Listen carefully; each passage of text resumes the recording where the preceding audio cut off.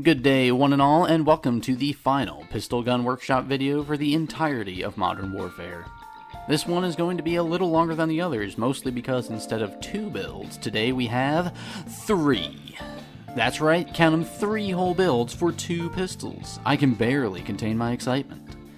But, you know, I never actually mentioned which ones I'd be covering today. Well, today, ladies and gents, we'll be taking a look at what I consider to be the heavy pistols, the Deagle, otherwise known here as the 50 GS, and the 357 Magnum Revolver.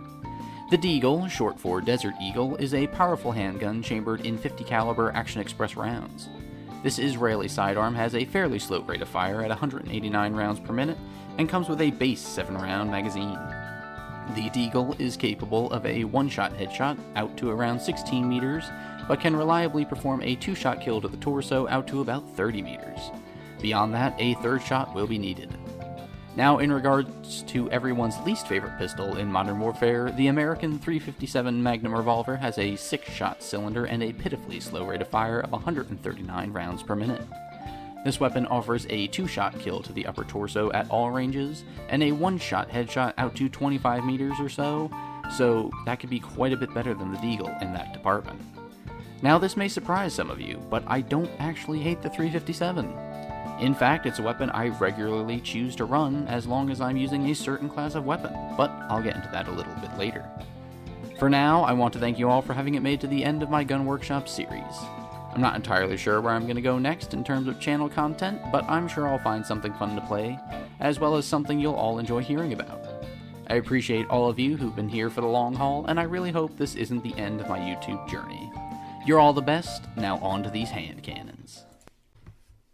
Starting off with the 50 GS, I developed a build cleverly named the Deags.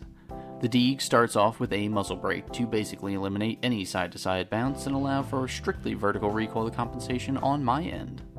Fully loaded is next on the list, as this weapon has pretty low ammo reserves without it. This will allow us to run the Deags as a primary. The rubberized grip tape returns from my other videos, again to help cut down on vertical recoil.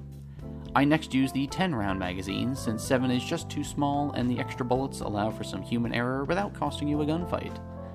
This build is then rounded off by the lightweight trigger for a good boost to our rate of fire.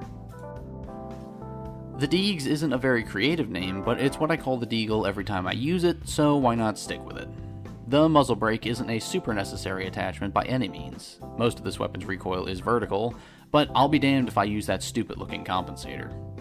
Fully loaded works really well with the 10-round magazine, since this will offer you even more starting ammo and make it that much more viable as a primary weapon, or as a secondary if you aren't able to find any more ammo for your actual primary. I really feel like the rubberized grip tape is a funky attachment. Sometimes it feels like it does next to nothing. Other times it seems to really help, and this seems to be one of those times. I'm going to have to test this attachment out and see how it works specifically. The light trigger is again the most important attachment on this gun. It drives the fire rate from the admittedly poor 189 rounds per minute up to 213. That's not a massive boost, that's barely 12%, but anything that reduces this gun's time to kill is worth it to me. The Deags can work as a powerful primary in standard multiplayer. It's probably better as a secondary in ground war since the engagement ranges are so much larger. And when it comes to Warzone, I just don't think this weapon fits any niche areas where it's really needed.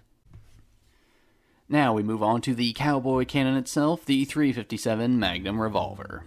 My first build for this weapon is called the Gunslinger. It's all about getting on target quickly and taking your enemies out with a single clean headshot. We start off with the 357 long barrel. No, I didn't make that up, that's just what the game calls it. This barrel boosts our range quite a bit, 35% in fact. Next, I use the tack laser for super fast ADS speeds. The VLK 2.5 times optic is next for added precision. Sleight of hand is here for those speedy reloads, and the lightweight trigger is again added for that boosted rate of fire. The Gunslinger is a little more high-tech than its name might suggest. While it does have the long barrel and the light trigger, there's nothing cowboy-looking about a tack laser and a scope. That being said, the combination of the range boosts of the long barrel combined with the stability of the tack laser and the boosted visual range of the optic, you basically have a pocket sniper. Now, remember before when I mentioned this is my preferred gun to run as a secondary of a certain class of weapons? Well, the Gunslinger is the ultimate secondary if you're a dedicated shotgunner like I am. Is the enemy too far away to fight effectively with your shotgun? Just quickly switch to the gunslinger and one-tap that distant foe. Did 2 blasts from your 725 somehow not kill your enemy? Pull out the gunslinger and put him in the ground. It provides all the range bonuses along with a super strong damage profile that perfectly complements a shotgun's close range strengths. The only place this variant can fall short is at those very long ranges, where even a headshot isn't a one-tap. The gunslinger works wonders as a shotgun secondary in standard multiplayer and ground war. For me at least, it also worked as a primary for standard multiplayer, as you can see from the background footage here. When it comes to Warzone, however, this build is basically useless. Now for the second 357 I have to offer, the Rattlesnake. This build is built entirely for short-range fighting and makes for a handy secondary weapon. We start off in the barrel section with the Silverfield Ordnance 357 barrel to boost range without hurting our movement speed. Next, I use the 5mm laser for increased hipfire accuracy as well as boosted sprint out speed. The Akimbo perk is next so that you can double your damage output up close. The lightweight trigger appears yet again for a boosted fire rate, and this build is rounded off by the unique Snakeshot ammunition. That's right, y'all, Akimbo Snakeshots are back. What else could have been the close range build for the 357? I had personally never used the Terror of Season 3 until now for making this video. Even so, after all the nerfs I know it received, these things are still devastating in standard multiplayer. I was able to get a 50-kill domination game using only these on Seldal Harbor, arguably one of my worst maps, so that's saying something. With a build like this, speed is needed, but also is accuracy. That's why I went with the Silverfield barrels instead of the stubby ones. Stubby barrels would spread the pellets too far and would make it less consistent. Obviously, running Akimbo pistols means ADSing is off the table, so the 5mm laser was the best choice as it really tightens up your hipfire spread. The real gems of this build are the light trigger, which boosts our fire rate from 139 to 171, a hefty 23% increase, and the Snakeshot ammunition. In case some of you didn't know, Snakeshot rounds are essentially tiny shotgun shells. These turn the 357 into a pocket shotty capable of some ridiculously fast kills. This build is fast and deadly in standard multiplayer. It would probably work in some areas of ground war, but I imagine its use would be very limited. And while I can theoretically see how these would still be good as a Warzone choice, there must be a reason everyone stopped using these. Phew! Tons to go through with these builds, but we finally got through it all. The Deegs is a great choice if you're looking to run pistol primary. It has plenty of damage and range to make it competitive against most weapons, and it reloads fast enough to keep you in the fight longer. The 357, on the other hand, really serves best as a secondary. It's kinda funny that it functions best when it's used as something it isn't. The Gunslinger is a pocket sniper as a backup for shotgunning professionals, and the Rattlesnake is a pocket shotgun that is a great choice for close quarters and can work as a good backup for snipers and DMRs. Either way, the 357 is a very underrated weapon that I feel most people could really benefit from. It's not a spammy pistol, and it requires more skill to use effectively, so perhaps that's why it's such a hated weapon. And that, folks, will do it for my Heavy Pistol Gun Workshop video. In fact, that'll do it for all my Modern Warfare Gun Workshop series in general.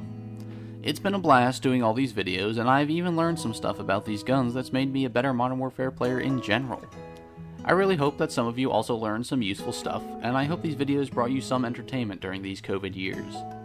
Currently, I'm at a loss. I kinda feel the way I did after I graduated high school. I didn't really know what direction I wanted to go, and despite everything being in front of me for the taking, it also felt as though everything was out of my grasp. Basically, I don't know where the channel will go from here. I'm sure I'll find a game to entertain you all, but only time will tell. I've really appreciated all your time, all the hours you've dedicated to my videos, and I appreciate all the subscribers new and old that I've gained from these videos. I wish you all the best because I know you all deserve it. For the final time on a gun workshop, I've been your host, Doodleman149. You're all awesome, and at some point, somewhere, I will see you later.